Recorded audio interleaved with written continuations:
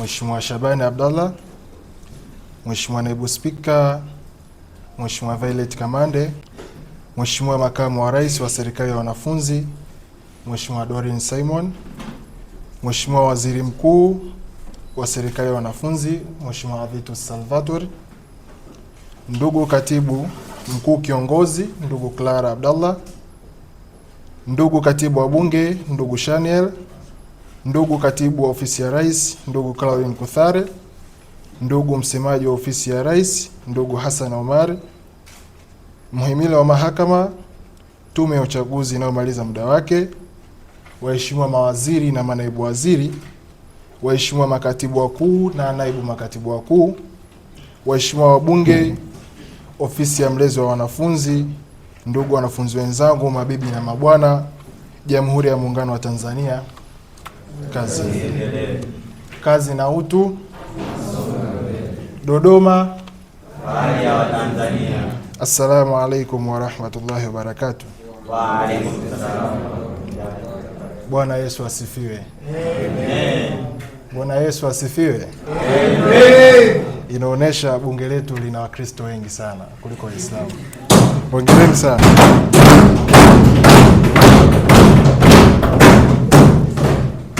Kabla ya yote, namshukuru Mwenyezi Mungu kwa kutupa pumzi na afya ya kuitumikia serikali hii na taifa hili la wasomi. Shukrani za pekee ziende kwako Mheshimiwa Spika kwa kuongoza jahazi hili kwa busara, na kwa waheshimiwa wabunge kwa kuwa macho na masikio ya serikali ya wanafunzi wetu. Mheshimiwa Spika, kabla sijaweka chapa ya mwisho kwenye kitabu cha uongozi wangu, moyo wangu unasisimuka kutoa shukrani ambazo hazitoki tu mdomoni, bali zinatoka kwenye uvungu wa moyo wangu kwa uongozi wa chuo chetu. Kwa management ya chuo chetu na kampasi ya Dodoma, shukrani za dhati ziende kwa management nzima ya chuo chetu kwa kutupatia mazingira rafiki ya kutoa huduma.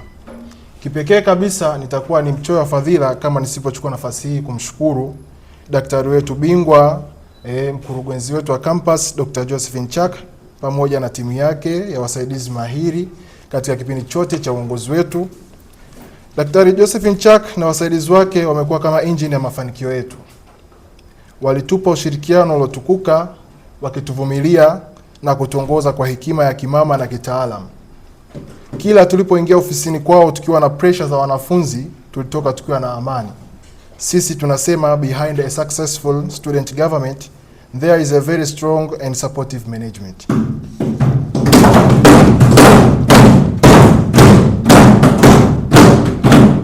Ila pia Mheshimiwa Spika, nitakuwa ni mchoyo wa fadhila kama nisipotoa shukrani zangu kwenye ofisi ya mlezi wa wanafunzi. Najua sidhani kama wapo hapa, ila ningependa nitoe tu shukrani zangu hizi, kokote alipo basi zitamfikia. Nadhani baba yetu Mr. Skato, tunakushukuru sana kwa kuwa zaidi ya dini, umekuwa mshauri na dira yetu. Ni kweli kwenye safari hii ya uongozi kuna mahali tulikwazana, na kama tunavyofahamu siku zote hakuna mtu ambaye yuko amekamilika. Maana hata meno na ulimi huuma wenyewe wakati mwingine, lakini kama baba bora hukutuacha, ulituvuta kando, ukatusema kwa upendo na kuturudisha kwenye mstari. Kwa hilo tunakushukuru sana. Mr.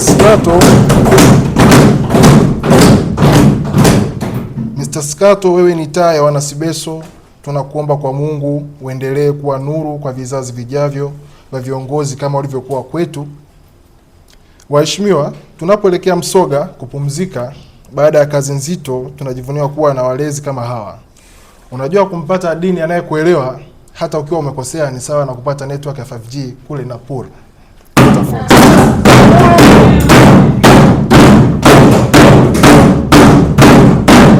Ni jambo la nadra sana.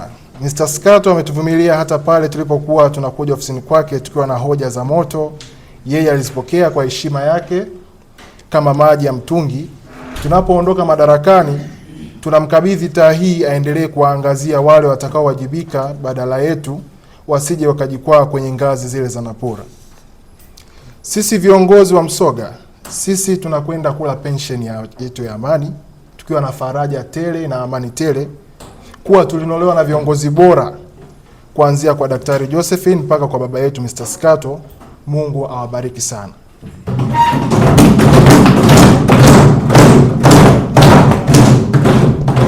Mheshimiwa Spika, nimesimama mbele ya mhimili huu muhimu nikiwa na unyenyekevu wa dhati.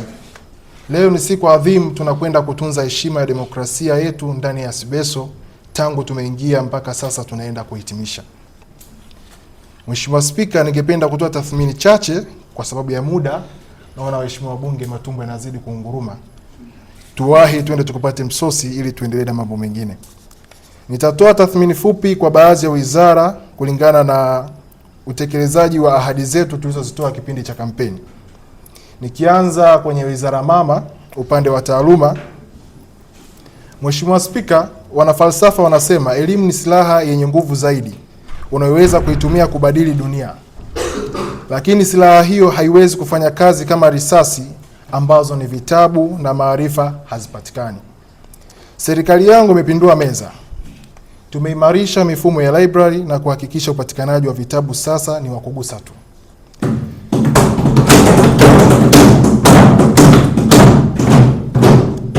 Tumetoka kwenye zama za kuhangaika na vumbi la rafu na sasa tunaishi kwenye zama ambapo mwanafunzi wa CBE anashika maarifa mkononi mwake kwa urahisi na weledi. Pongezi nyingi ziwaendee Wizara ya Elimu chini ya waziri wake mahiri Mheshimiwa Richard Mathias pamoja na timu yake.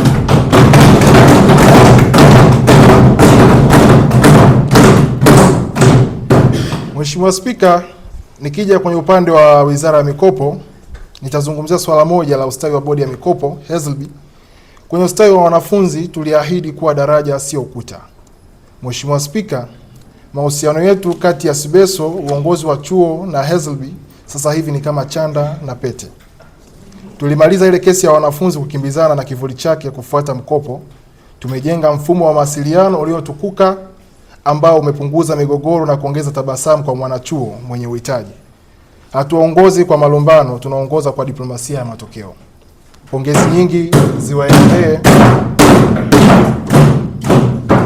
Pongezi nyingi ziwaendee wazee wa status spending ikiongozwa na Mheshimiwa Vincent Vianka na timu yake.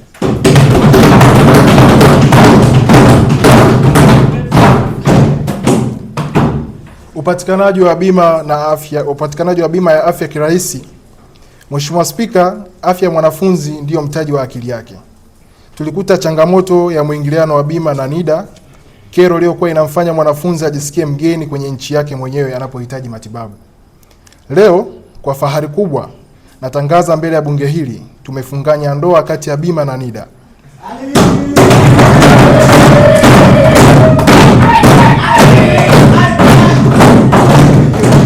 Sasa mwanafunzi anapata huduma bila usumbufu, bila maswali ya ziada na bila urasimu wa kizamani. Huu ndio uongozi unaomjali utu kabla ya kitu.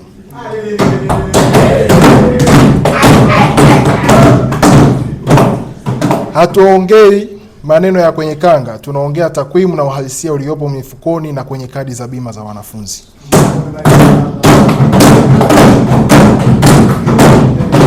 Pongezi nyingi kwa Wizara ya Afya na Mazingira kiongozwa na Mheshimiwa Bingwa Eliashua Mfungo. Pongezi zake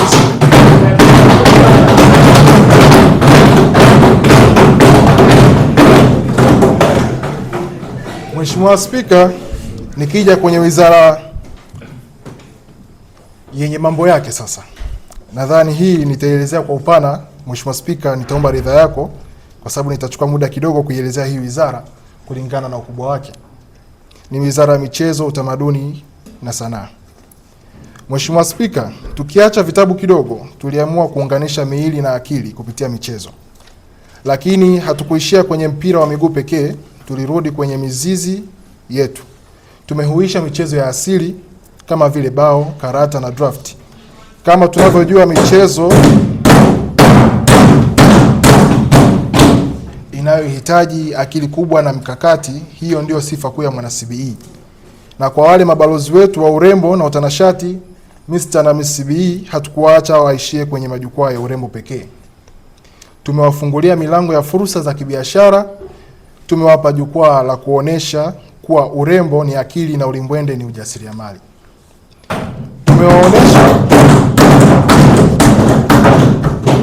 Tumewaonyesha watu wa nje kuwa CBE hatuzalishi tu wataalamu, tunazalisha brandi zitakazotikisa soko la ajira na biashara. Mheshimiwa Spika, nikija kuzungumzia kwenye swala la hatua ya Ngorongoro pamoja na Nakuru Waterfalls.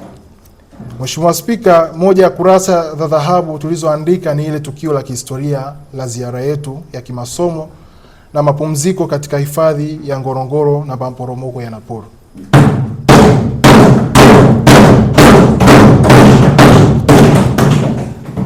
Tukio hili limefanikiwa kwa 100%. Tuliona tabasamu za wanafunzi, tuliona furaha iliyopitiliza, na zaidi ya yote tuliunganisha umoja wetu nje ya kuta za madarasa. Hii imekuwa historia ya kipekee, waheshimiwa wabunge, ambao serikali yetu itakumbukwa kwa miaka mingi ijayo. Waheshimiwa, kabla hatujafunga virago, lazima niwape sifa zao hawa makomando wa Wizara ya Michezo kwa kutupeleka kule Nakuru. Ile tour kama tulivyokuwa tunakumbuka, nilivyotangulia kusema awali kwamba ilifanikiwa kwa 100%, lakini hali ya miili yetu ilifanikiwa kwa 0%.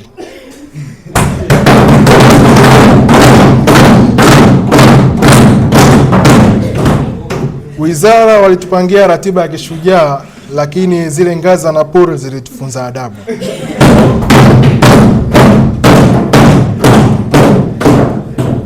Waheshimiwa wabunge, nitaomba mtabasamu kidogo angalau. Wakati wa kushuka kwenda kwenye maporomoko, tulikuwa tunashuka kwa kuteleza kama wafu waliokosa majeneza. Miili haina ushirikiano, kila mtu alikuwa anajishika kiuno huku tukitizamana kwa huruma kama tuko kwenye msiba wa pamoja. Sasa shughuli, Mheshimiwa Spika, ilikuwa ni wakati wa kupanda. Hapo ndipo niliwaona viongozi wenu wa shujaa wakigeuka kuwa konokono kwenye ngazi. Mtu anapanda ngazi mbili, anasimama, anaanza kuongea na mapafu yake kwa sauti ya chini. Kasi yetu ilikuwa ndogo kiasi kwamba hata jongoa aliye katika mguu angetupita na kutuachia vumbi.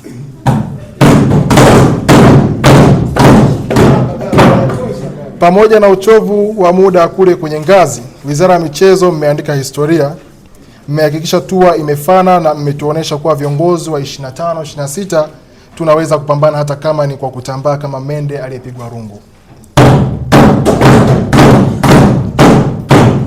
Wizara ya Michezo mmeweka kiwango ambacho kitawapa kazi nzito wale watakaokuja baada yenu. Mmeifanya serikali hii ya 2025, 2026 kuwa ni ya mfano wa kuigwa.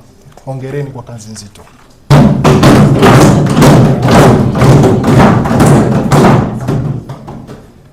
Nikija kwenye upande wa Wizara ya Habari na Mawasiliano, Mheshimiwa Spika, nisingetenda haki nisipoitaja Wizara ya Habari na Mawasiliano. Hawa nawaita wazalendo wa bando.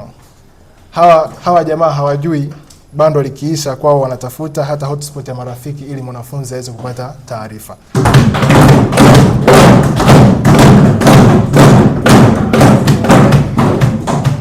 Kama alivyowahi kusema hayati Magufuli kuwa msema kweli ni mpenzi wa Mungu, wizara hii imekuwa ni mpenzi wa Mungu kweli kweli kwa kutupa habari za ukweli usiku na mchana. Waziri wangu wa habari ambaye leo nampa cheo cha mzee wa data za usiku amehakikisha serikali hii inasikika.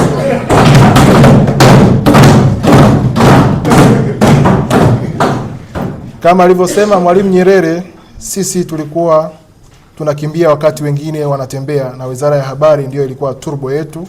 Mmetupa heshima na mmeifanya serikali 25, 26 kuwa ya wazi zaidi katika historia ya chuo hiki. Hongereni sana.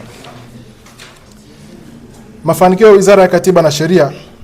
Mheshimiwa Spika, hawa ndio walinzi wa geti la sheria. Wizara hii imekuwa kama breki ya gari, wamezisimamia kanuni na kuitafsiri sheria vyetu vyema kwetu sote wanafunzi wa CBE.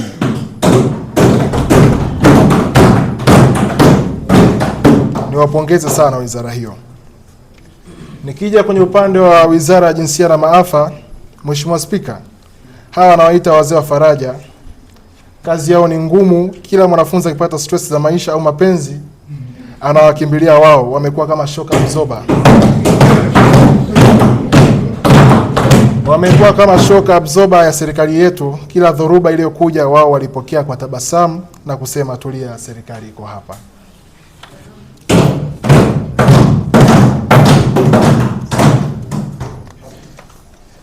Waheshimiwa wabunge na wanafunzi wenzangu, katika uongozi, ukomavu si tu kusimama hapa na kutaja yale tuliyofanikiwa, bali pia ni kuwa waungwana na wanyenyekevu, kusema ukweli pale ambapo yanapokwama. Kama mnavyokumbuka, tuliahidi kuwaletea wanafunzi vimbweta vya kutembea. Ni ukweli usiopingika kuwa jambo hili hatukuweza kulikamilisha na haliwezi kutekelezeka tena kwa kipindi cha serikali yetu. Ningependa kuwa mwazi mbele ya bunge hili tukufu. Jambo hili lilitengenezwa kutekelezwa kwa kutumia fedha za wafadhili na wadhamini wa nje ya bajeti yetu ya kawaida. Tulipambana, tuliandika madokezo na kufanya mazungumzo nao, lakini kwa bahati mbaya, kutokana na changamoto zao za kiuchumi, wadhamini hao hawakuweza kufanikisha kutoa fedha hizo kama walivyoahidi. Sisi kama binadamu tulifanya kila kilicho ndani ya uwezo wetu kufanikisha jambo hili, lakini hili lilikuwa nje ya uwezo wetu. Ninaomba radhi kwa dhati kabisa mbele yenu na mbele ya wanafunzi kwa kutokamilika kwa ahadi hii.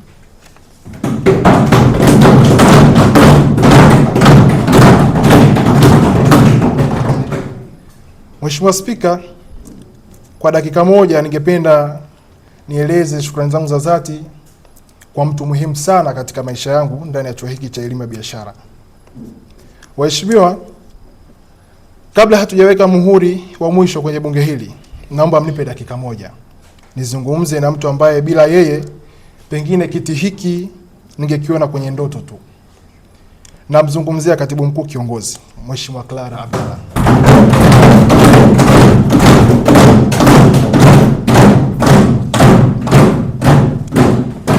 Wakati wa mchakato wa kugombea urais, kuna wakati anga lilikuwa jeusi na upepo wa kukatishwa tamaa ulikuwa mkali kiasi kwamba mishumaa yote yenye matumaini ingezimika. Lakini Katibu Mkuu, wewe hukuwa mshauri tu, ulikuwa mlinzi wa ndoto yangu. Pale wengine walipoona giza, wewe ulichora mwanga. Pale dunia iliponipigia kelele nishindwe, wewe ulinong'oneza nishinde.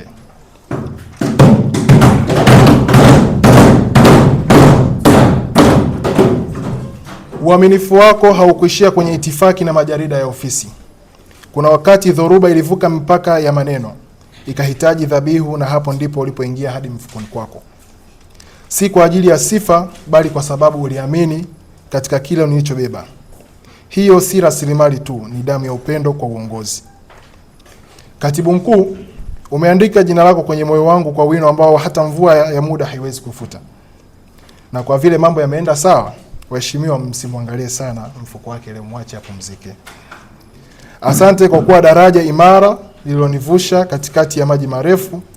Hakika wewe ni kiongozi uliyepikwa kwa moto wa uaminifu. Shukrani sana.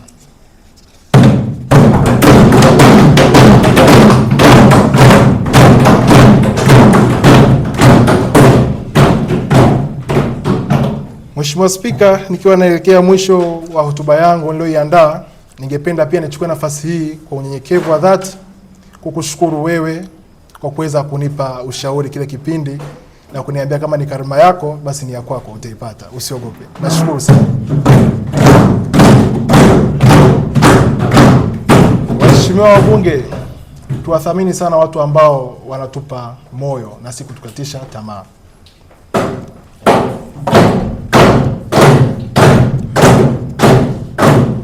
Rai kwa wagombea na wasimamizi wa uchaguzi. Waheshimiwa, tunapoelekea kwenye uchaguzi wa serikali mpya, niruhusu nitoe neno la busara kwa wale wote wenye nia ya kuvaa viatu hivi tunavyovivua leo. Kwa wagombea wajao, kumbukeni maneno ya baba wa taifa, Mwalimu Julius Kambarage Nyerere. Alisema, uongozi ni dhamana, sio fursa ya kujitajirisha. Nanyi na wasihi, fanyeni kampeni za kistaarabu zenye hoja zilizopikwa kimaendeleo na sio matusi au kuleta fujo chuoni. Msichafue hewa kwa maneno ya shombo. Kumbukeni hata kuku akitaka kutaga hahitaji kupiga kelele kama amevamiwa na mwewe. Anahitaji tu utulivu na kelele kidogo kwa ajili ya kumjulisha mwenye nyumba. Waheshimiwa, kuna jambo moja lazima tulizungumze kwa uwazi. Wakati wa kampeni kuna ile hali ya mzuka wa jukwani unaoweza kumfanya mgombea ajihisi ana uwezo wa kugeuza maji ya bomba kuwa sharubati ya baridi kwa ajili ya kila mwanafunzi. Na waasa ndugu zangu, uongozi sio mashindano ya nani ana maneno matamu kama asali, bali ni nani mwenye miguu imara ya kutembea kwenye njia ya utekelezaji. Kwa Tume ya Uchaguzi, dhamana yenu ni kubwa kuliko mnavyofikiria. Hamuandai tu zoezi la kupiga kura, bali mnaandaa daraja la wanafunzi kumpata mtumishi wa kweli. Na waomba msimamie mchakato huu kwa uadilifu uliotukuka.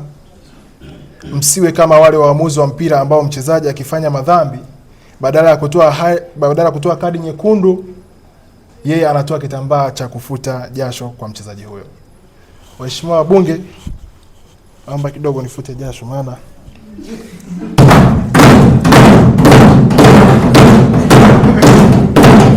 hotuba si nyepesi kama mnavyofikiria.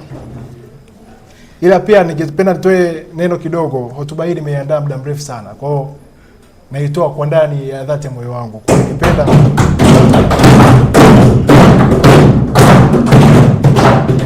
tunaendelea. Mheshimiwa Spika, nadhani watu wana njaa sana. Tusaidieni kupata viongozi atakayeweka maslahi yake mbele, atakayeweka maslahi ya wanafunzi mbele. Kiongozi ambaye akiona wanafunzi wenzake wana njaa ya huduma bora, yeye anapoteza hamu ya kula. Tunamtafuta kiongozi ambaye ubinafsi kwake ni msamiati uliopotea, na kipaumbele kwa wanafunzi ndio wimbo wake wa asubuhi. Kumbukeni maneno ya Mahatma Gandhi, njia bora ya kujipata ni kujiachia katika kuwatumikia wengine. Sisi hatuhitaji kiongozi ambaye akishachaguliwa anaanza kuota mbawa na kutaka kusalimiwa kwa king'ora hata anapoenda cafeteria.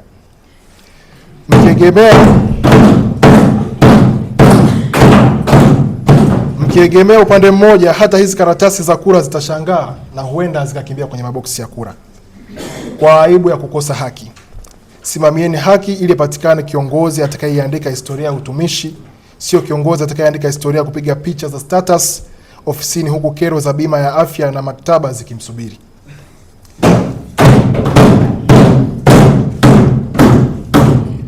Kama alivyowahi kusema rais wa kwanza wa Ghana, Kwame Nkrumah, sisi hatuangalii nyuma, tunaangalia mbele.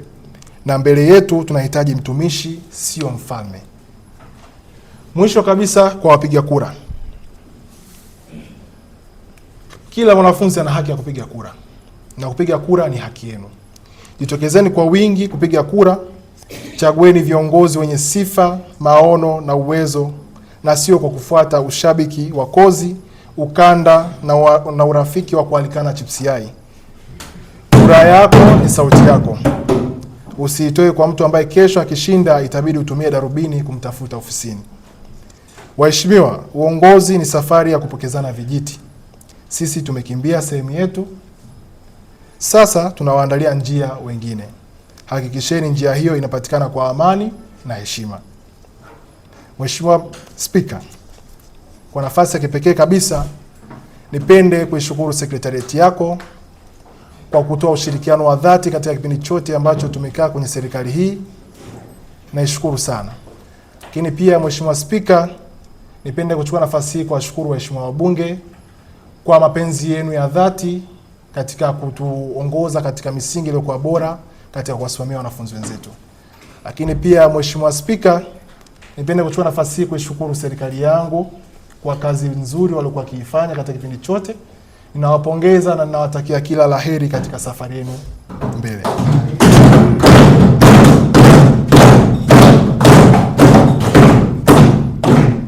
Waheshimiwa, kila jambo lenye mwanzo halikosi kuwa na mwisho.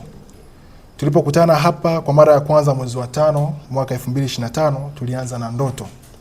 Leo tunahitimisha tukiwa na matokeo. Tumevuka milima, tumepita mabonde, na sasa tumefika ukingoni mwa safari yetu ya kisheria. Ndugu zangu, uongozi ni kama kijiti cha mbio. Nimekipokea, nimekimbia, na sasa ninakikabidhi kwa heshima. Na kwenda kupumzika kidogo, au kama tunavyosema kule Msoga, na kwenda Msoga kupata upepo mwanana baada ya kazi nzito ya utumishi.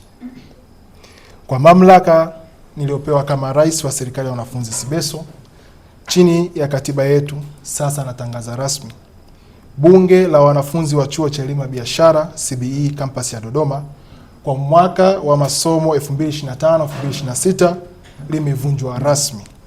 Mungu ibariki CBE, Mungu awabariki wanafunzi wote, na Mungu ibariki Tanzania. Asanteni sana.